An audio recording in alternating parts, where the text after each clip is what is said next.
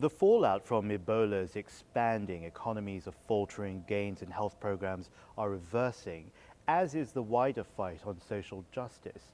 Could social justice end up being the biggest victim of Ebola? I think what you are saying is very important because social justice is key. You know, health is a right of people, but what we are seeing today in West Africa is that lack of health services, lack of redistribution of opportunities. We look at the countries who are faced with this crisis today, where countries were faced with war just a few years back. Liberia, Sierra Leone, of course Guinea-Conakry, you have one health worker, I said one health worker for 10,000 people. When in Switzerland, we have 44 doctors for 10,000 people. So we need to really address this social injustice. You're one of the key leaders at the World Investment Forum. When we talk about major diseases, what's more critical?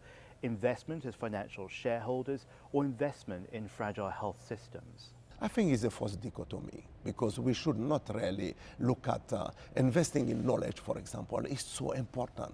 And investing on infrastructure is key. We are seeing that today in those countries who are faced with Ebola. We don't even have access to people, but also investing on health is just not a cost. It is not an expenditure. We made a mistake, and we are seeing today that we are paying this mistake. If you look at the cost of Ebola for these three countries, World Bank is talking about more than $300 billion. Economy will be affected in all sides. We will have certainly a breakdown on tourism. We'll have less people trained. We'll have investor not coming, being scared.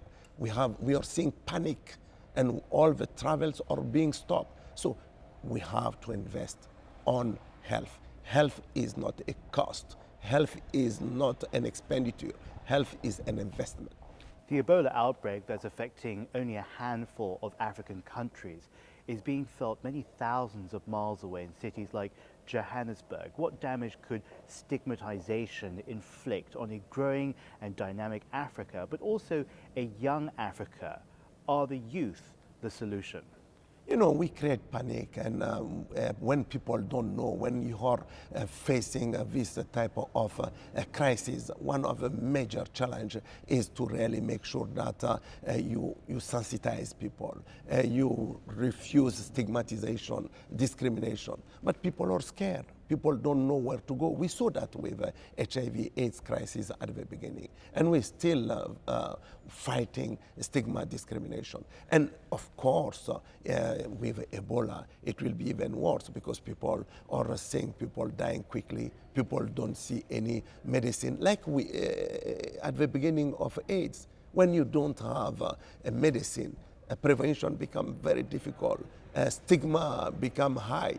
Discrimination even worse. So let us fight for making sure that social justice becomes center part of our effort.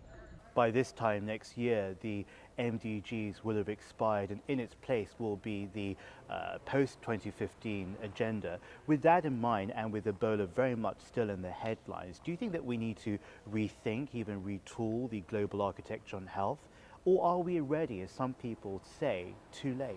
No, you know, Ebola is again showing clearly that our architecture is obsolete, that we are not capable of global health architecture. We cannot reach people where they are.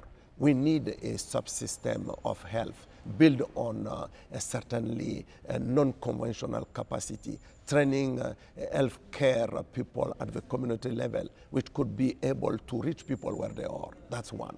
But we know also that it's impossible with all this